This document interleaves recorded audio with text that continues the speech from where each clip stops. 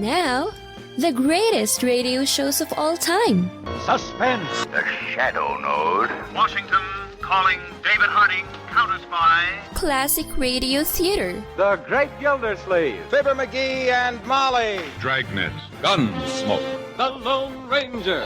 Now, step back into a time machine with your host, Wyatt Cox. Good evening, friends of the Inner Sanctum. Willard Waterman stars as the Great Gildersleeve. This episode, which actually a lot of the attention in this episode falls on Leroy, Walter Tetley, as this episode originally broadcast December 10th, 1952. Leroy seeking some part-time employment, and that's entertainment. The Kraft Foods Company, makers of superfine Kraft oil, presents Willard Waterman as the Great Gildersleeve.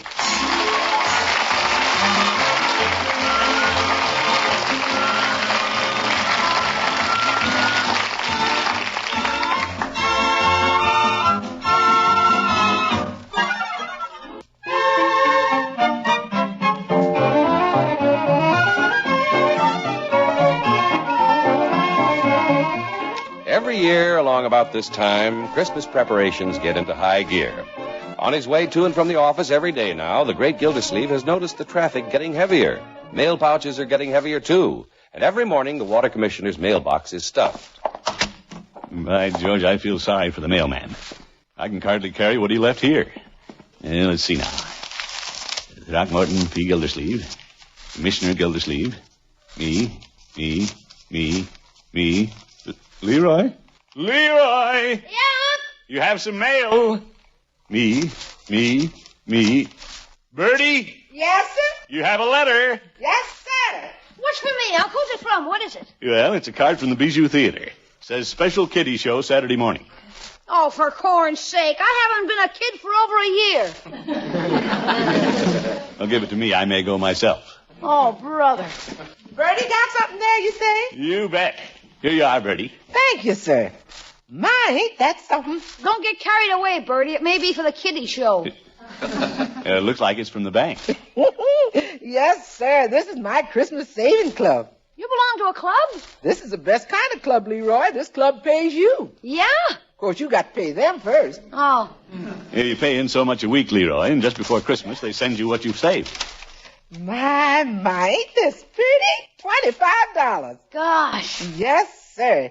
$25 to spend any way Bertie wants to. Bertie's loaded. Gosh, I wish I had that kind of dough. Well, if you save a few pennies every week, next year you'll have extra money. I can't buy this year's presents on next year's money. I know, I'll get a job after school. Okay, Unc? Capital idea. Glad to see you're so ambitious. That's me, ambitious. Now, where'll I get a job where I don't have to work too hard? Yes. I know, I'll ask Mr. Peavey for a job delivering prescriptions. No, Leroy, I'd rather you didn't ask my friends. Mr. Peavey's my friend, too. He might feel obligated to hire you, whether he needs you or not. Yeah. Oh, what a...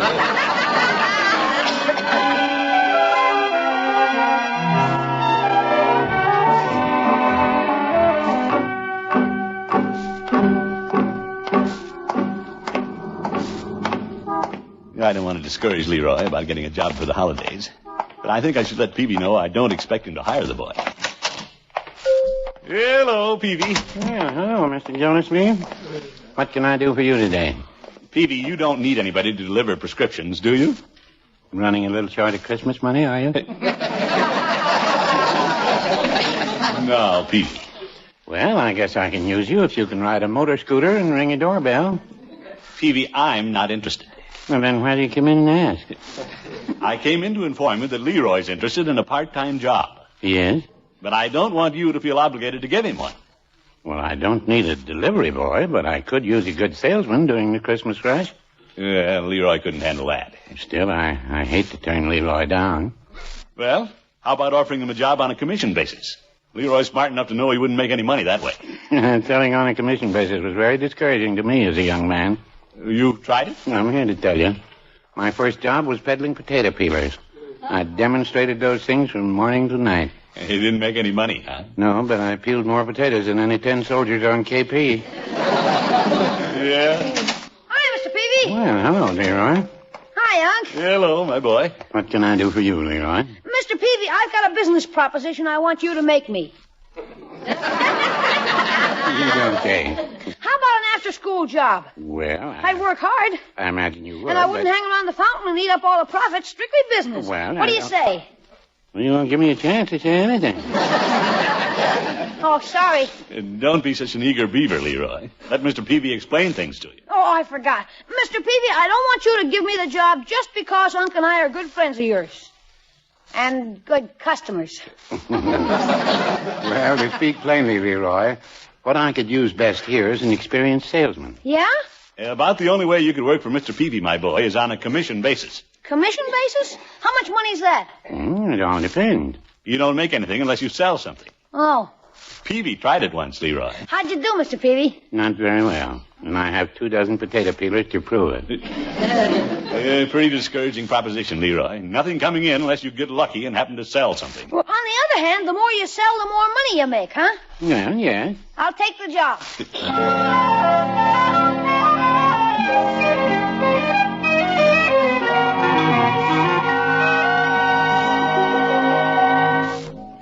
Well, Bertie, Leroy's going to work for Mr. Peavey. That's good.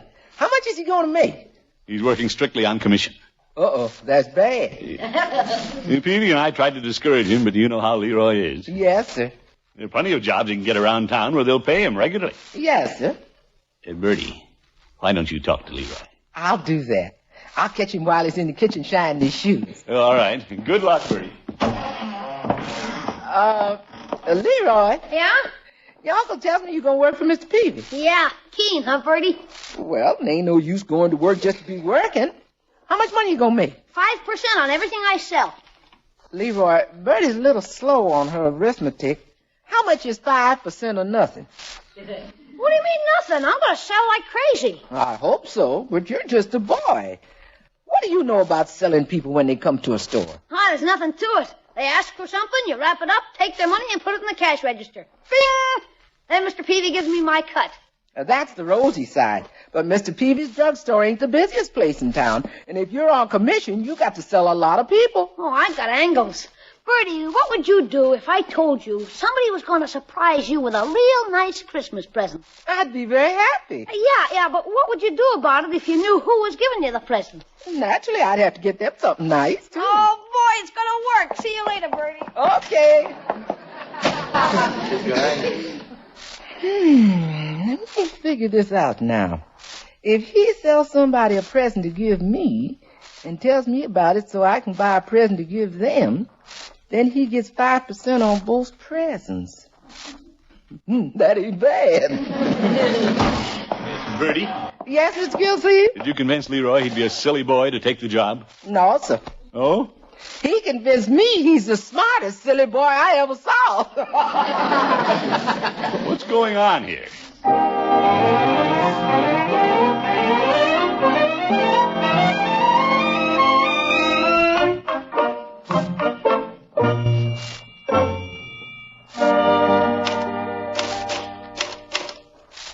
Yours truly, Leroy Forrester.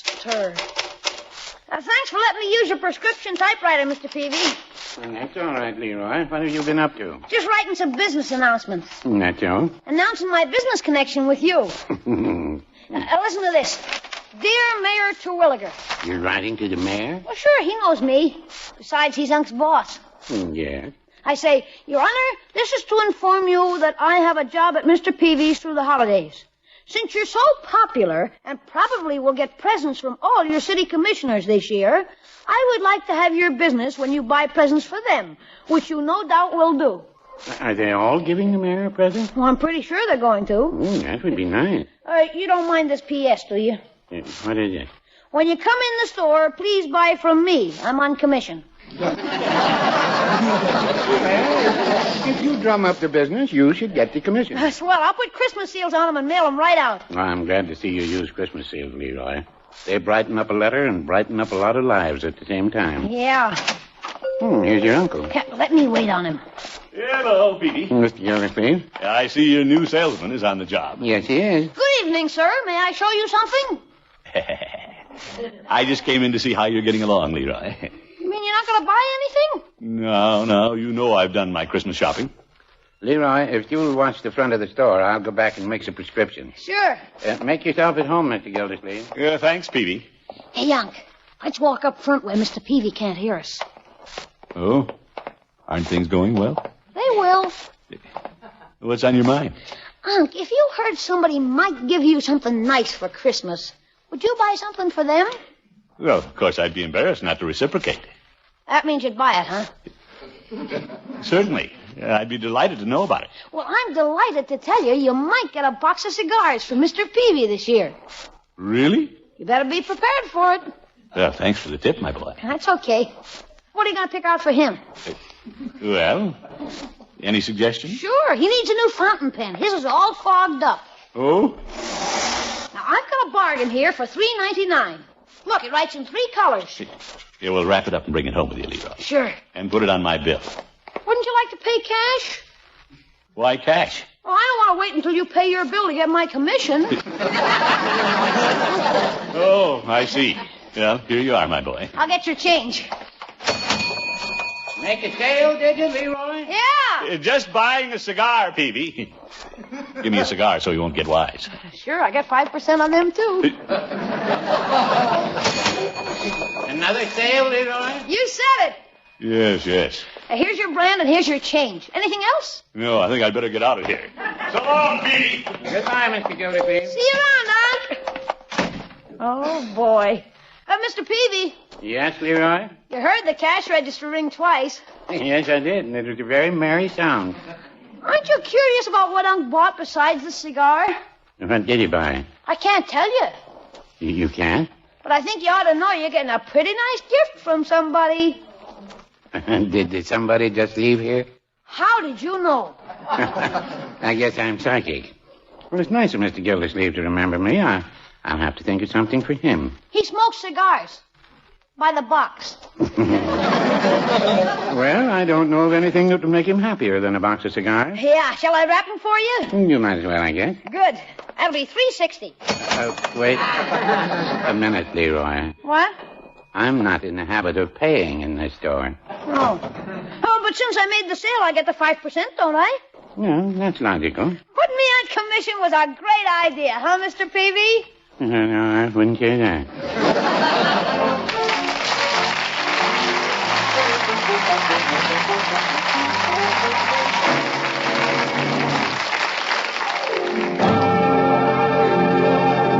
The Great Gildersleeve will be right back.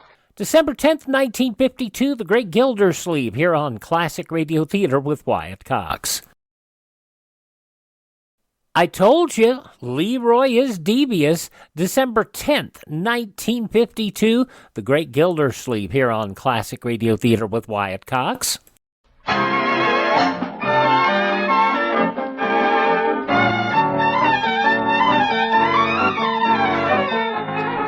Well, since Leroy took a part-time job at Peavey's Pharmacy through the holidays, he's become quite a businessman. He's up bright and early this Saturday morning, anxious to finish breakfast and be on his way. More hotcakes, Leroy? No thanks, Bertie. I gotta get down to my office. Your office? Well, that's what I call Mr. Peavey's desk where I check my mail. You getting mail down there? Well, sure. I sent out a lot of business letters. I'm getting results, too. You're a go-getter, all right. Yeah.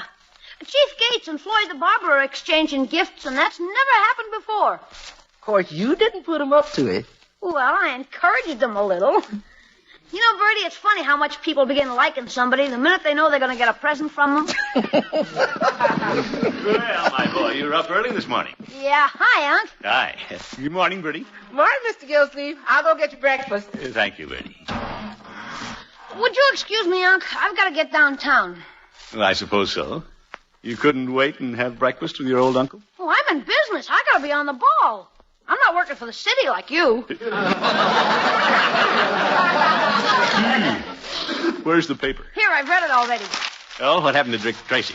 Search me. I just checked the financial page. Financial page. Oh, my goodness. See you at dinner, Unc. All right, my boy. So long, Bertie. Bye, Leroy. It's 8:15.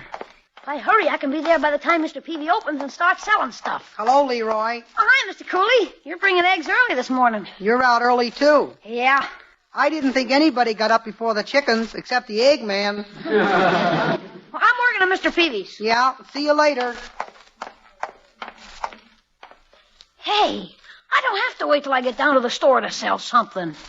Mr. Cooley! Yes, Leroy? I was just thinking, does Unc have your home address? He did have. Why? Well, Christmas is coming, you know. This is the time of year everybody's supposed to give everybody a present. Oh, Mr. Gildersleeve shouldn't do that. Well, he may not, but he always has something for the mailman and the milkman. Why should he forget the eggman? He shouldn't. Thanks for telling me, Leroy. It's okay. I'm glad I ran into you. I'm glad I ran into you, too.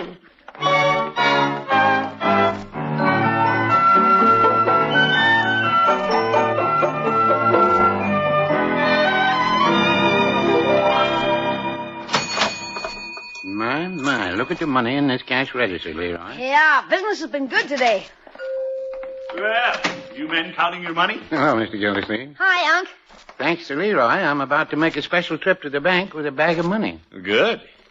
Leroy, we better be thinking of a little something for the Eggman. Yeah? After you left this morning, he came in trying to find out what I'd like. No kidding.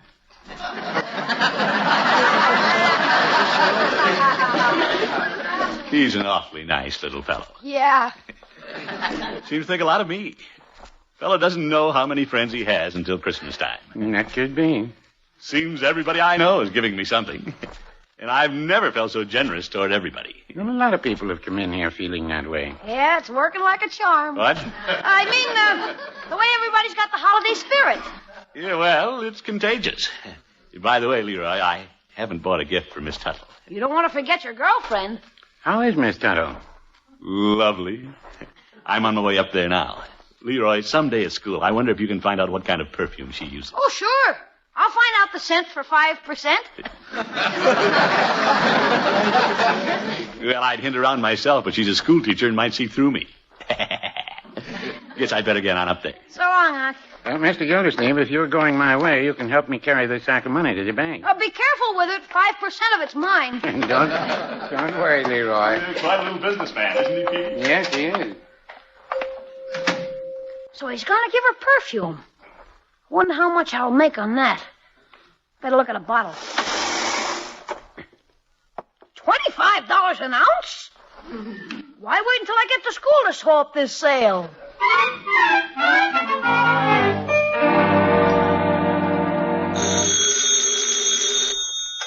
Hello? Miss Tuttle? Yes? This is Leroy Forrester. Oh, hello, Leroy. I've been trying to call you. I'm afraid my line's been busy. Well, I want to ask you something before your steady gets there.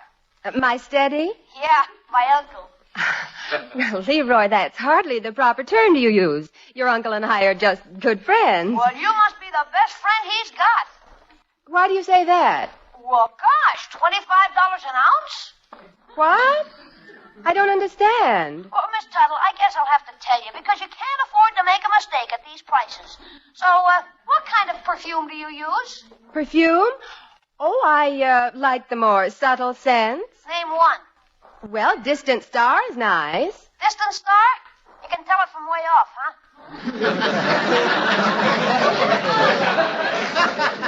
Leroy, your uncle really shouldn't give me anything. He wants to. What a wonderful gift. Of course, this was supposed to be a surprise, Miss Tuttle, and it is in the way because you don't know how many ounces you're going to get. Good heavens. Incidentally, if you're buying any gifts, I'm selling for Mr. Peavey. Oh, really? Oh, excuse me, Leroy. Someone's at the door. Yeah, I heard it. I'll hang up so you can let Unc in. Bye. Bye. What a fabulous gift. I'm glad Leroy let me know. I'll have to get something for Mr. Gildersleeve. Miss Tuttle. Oh, just a moment, Throckmorton. Oh, I never called him that before. Oh, let me straighten this coffee table. Coming.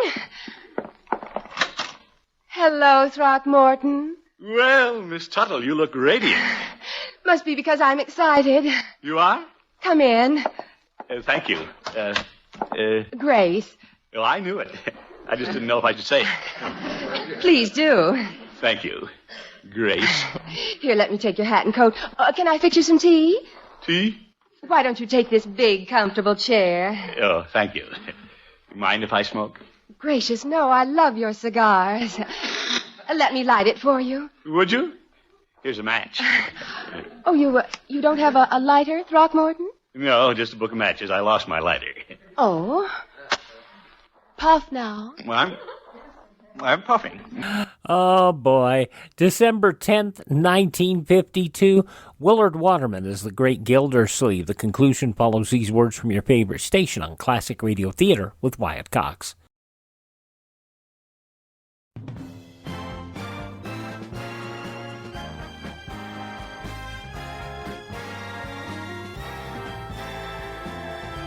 Now on Classic Radio Theater with Wyatt Cox, the conclusion of the Great Gildersleeve, as it was originally broadcast December 10th, 1952.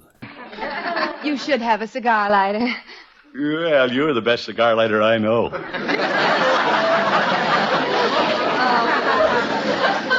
Well, Grace, what'll we do this afternoon? Well, do you mind taking me downtown? Oh, not at all. I thought I'd finished my Christmas shopping, but I find I haven't. Well, let's go. We might stop by Peavey's. Leroy's working there. I know. Oh? Here, let me help you with your coat. Thank you. Heady perfume. About perfume, Throckmorton. If you ever have occasion to buy it, please be practical. Practical? Don't buy too large a bottle at $25 an ounce. $25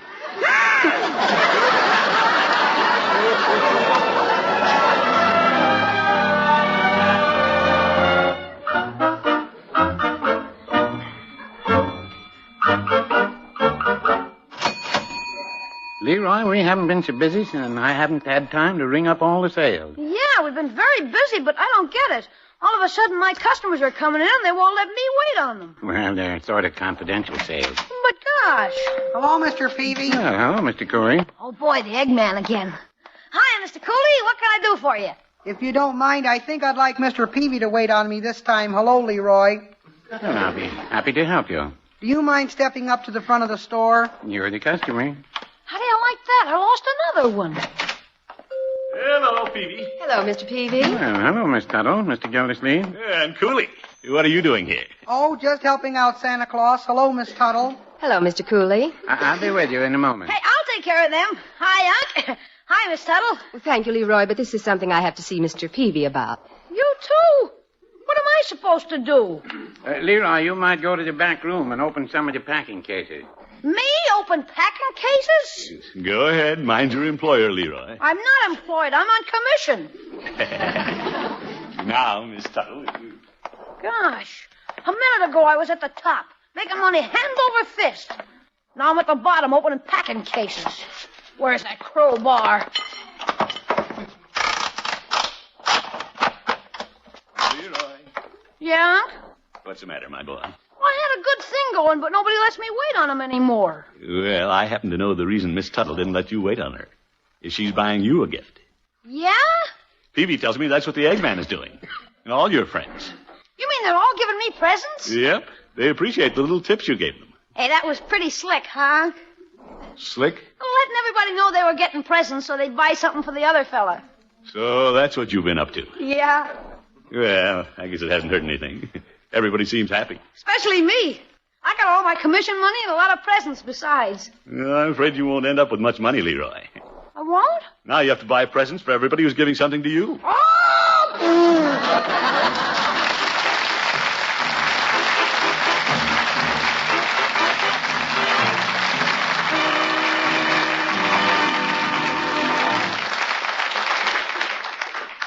Well, Leroy, are you glad you took this job with Mr. Peavey? Sure. He sold a lot of merchandise. Yeah, I made a lot of commissions. But I'll end up with nothing by the time I buy presents for all my friends. I'm not the big-shot businessman I thought I was. Well, now, Leroy, I'm going to help you out a little. Here's $5. $5? Gee, thanks, Unc. But what's it for? Well, Miss Tuttle has never been more cordial to me. I appreciate your phoning her about the perfume. Hi, you're swell, Unc. And so are you, Mr. Peavey. I'm going to buy all my presents in your store. My, that'd be nice. Oh, by the way, Mr. Peavey, I understand the employees at Hogan Brothers get 10% off. You don't say. Yeah. You're not going to let Hogan Brothers get ahead of you, are you? No, I'm not. Keen, that's 10% I'll make. Very well. And then if I sell everything to myself, my commission is 5%. That's a total of 15%. Hey, I'm doing all right again. Oh, what a boy. Good night, folks.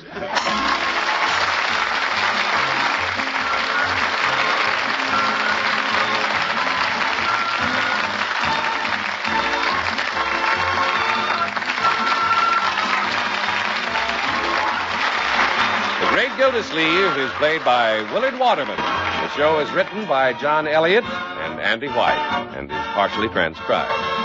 Included in the cast are Walter Tetley, Lillian Randolph, Mary Shipp, Bud Steffen, and Dick LeGrand. Musical compositions by Jack Meakin. This is John Heaston saying goodnight for the Kraft Foods Company, makers of the famous line of Kraft quality food products. Be sure to listen in next week and every week for the further adventures of the Great Gildersleeve.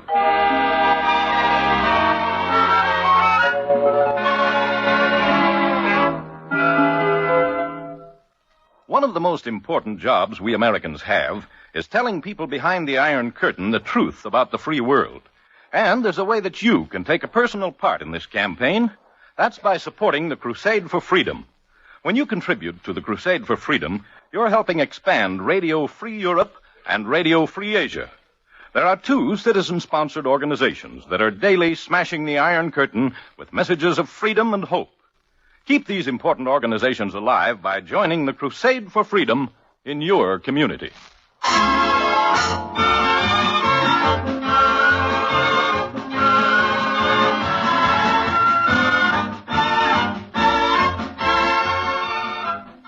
December 10th, 1952, The Great Gildersleeve. You're listening to Classic Radio Theater with Wyatt Cox. Our friend Ted over at RadioMemories.com has done a full restoration on his entire Lum-n-Abner collection, and that's what we're going to hear this hour, one of those restored episodes from December 10th, 1946. Let's head to Pine Ridge, Arkansas.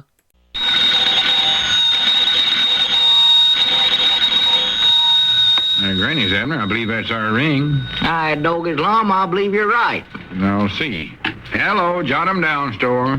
This is Lum-n-Abner.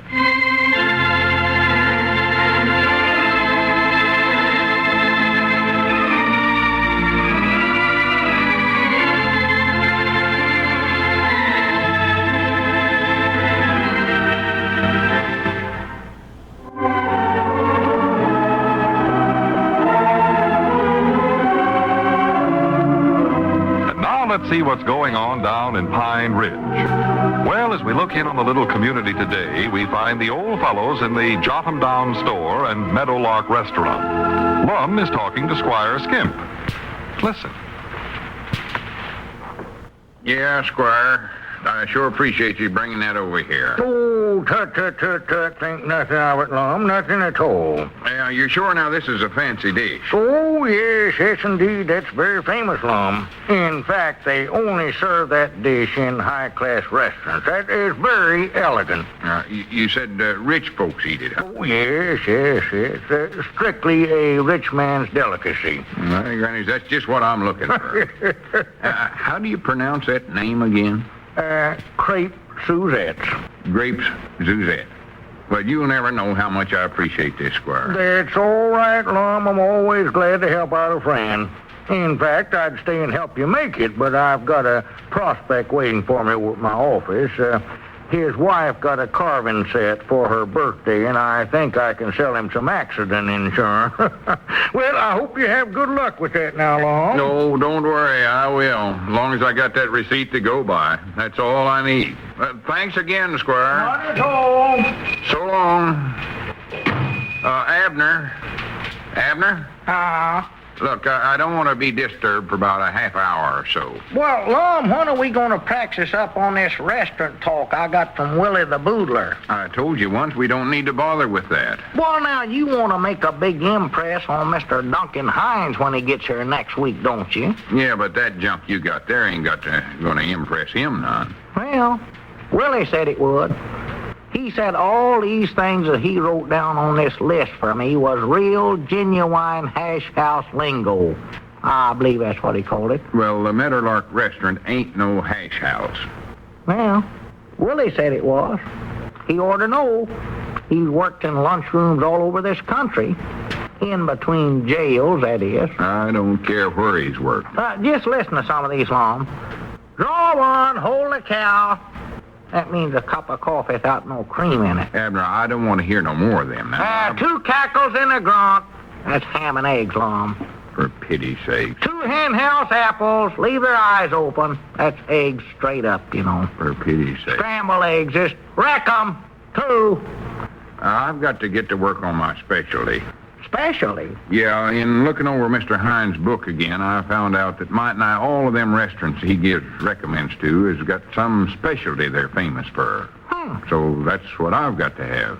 Well, I reckon that's a good idea. Just what do you mean by specialty? Well, near as I can figure out, that's something that you can cook up that tastes different than it does any place else in the world. Well, you've done got that.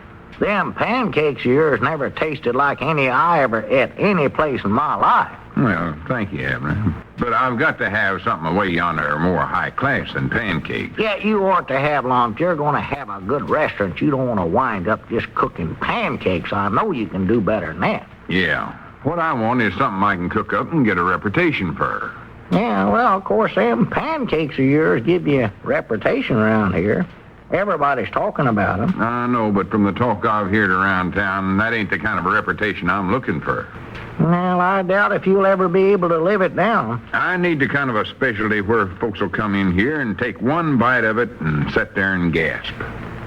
I dog is that your pancakes. Grandpa Masters was in here this morning. You seen him yourself, Lum. He taken one bite of them pancakes you set out there for him, and he didn't just gasp. He choked for a half hour. Well, I think it was the syrup that done it. Well, he choked. Cedric Final had to carry him plumb home. I beat him on the back for 30 minutes. Well, he was just taking too big of a bite. Anyway, what I meant was that folks would gasp because the specialty was so good. Oh.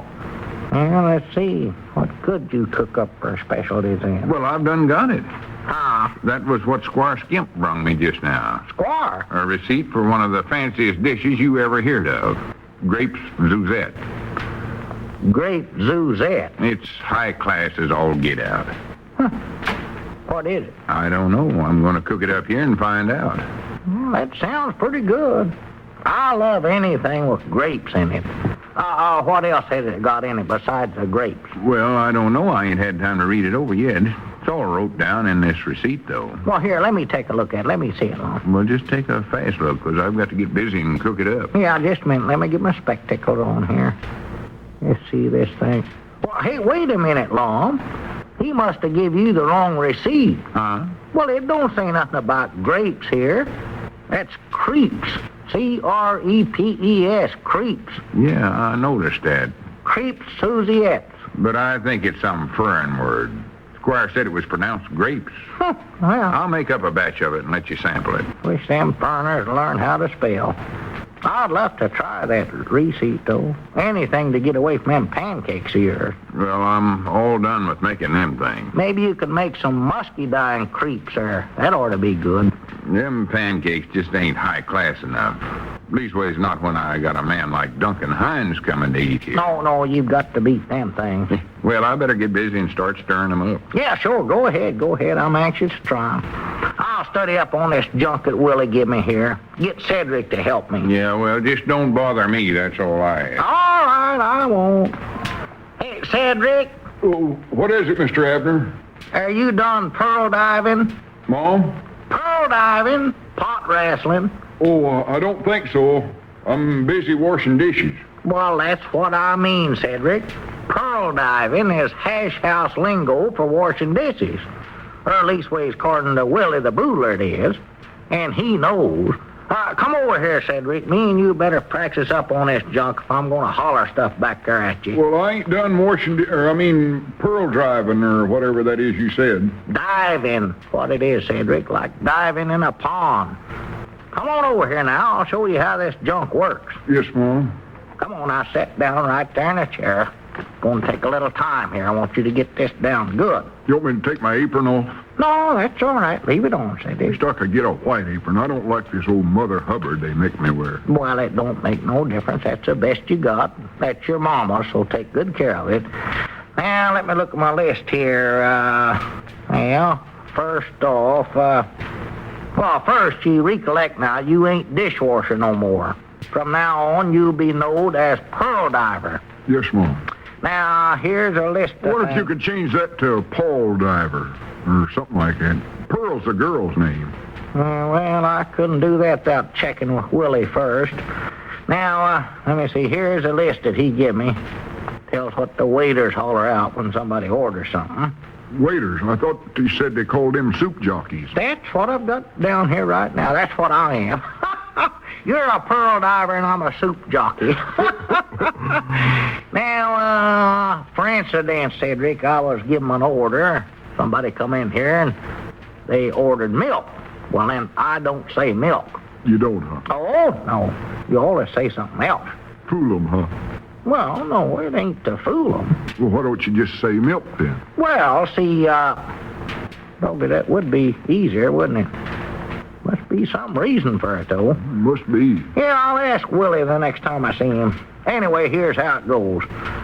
Say that you come in, you order a glass of milk. I'd say, shot a moo. Shot a what? Moo. That's a cow, don't you get it?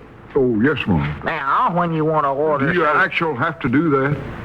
Do what, Cedric? Shoot a cow every time somebody orders a little glass of milk? Well, no, you see, It's going to run into quite a bit of expense, ain't it? Cedric, that's just hash house lingo. Wish now I hadn't ordered that milk. Poor little cow. Oh, well, now, Cedric.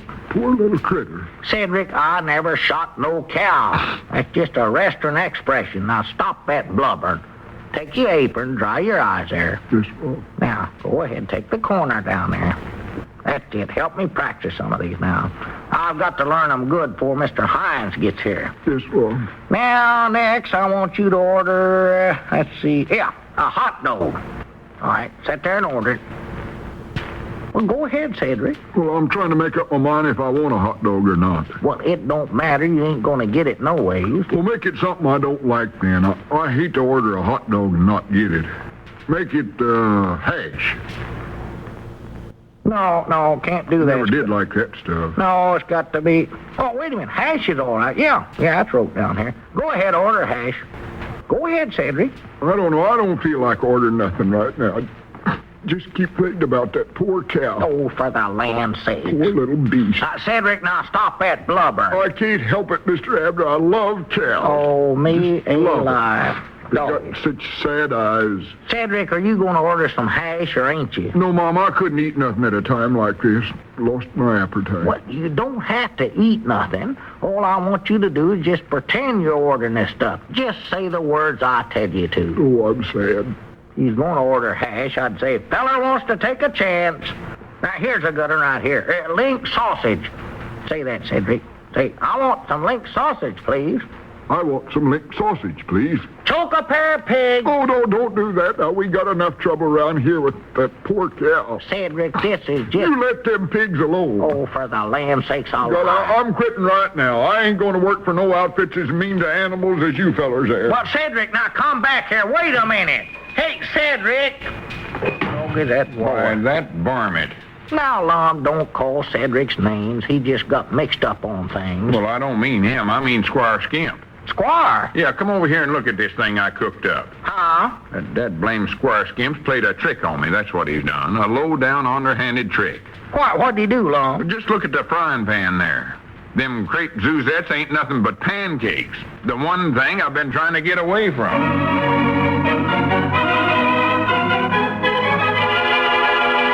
Well, Lum's pancakes by any other name smell just the same.